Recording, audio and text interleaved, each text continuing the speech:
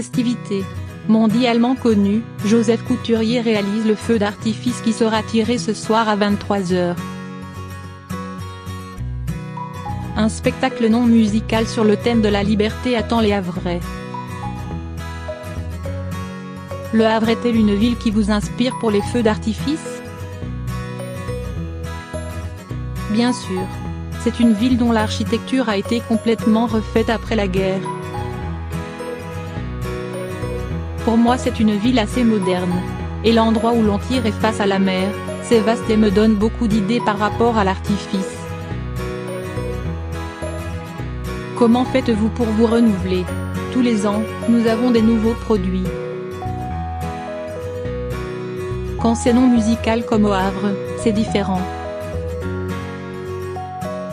Nous n'avons pas de base sonore pour s'inspirer, donc on est vraiment sur du rythme, des bases de couleurs et sur de la matière.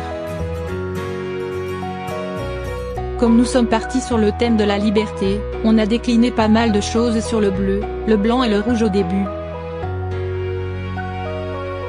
Puis sur des gammes de couleurs comme l'or, des verts clignotants, des étoiles rouges et vertes.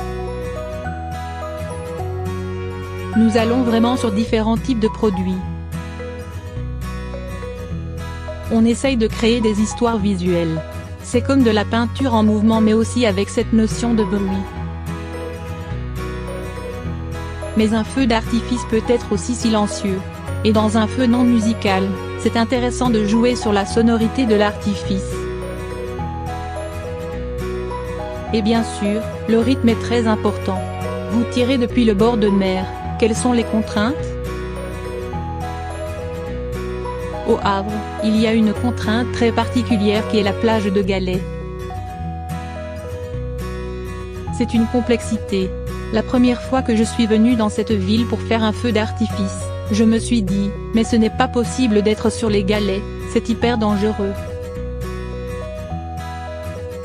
On ne peut pas installer le matériel dessus.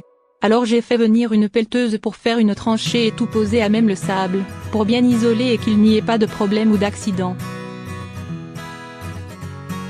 Ce sont des habitudes qui ont été gardées depuis. Au bord de mer, il y a souvent beaucoup de vent, comment vous le gérez? Le vent c'est ce qu'il y a de plus contraignant pour nous. Surtout lorsqu'il est en direction du public. On doit faire attention.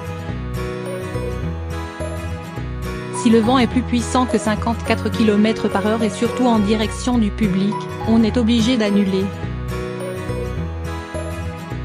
Mais ça nous est déjà arrivé d'annuler en dessous de cette norme. C'est le chef de tir qui décide. S'il sent que c'est dangereux, il peut être amené à ne pas tirer. Il a la responsabilité de milliers de personnes.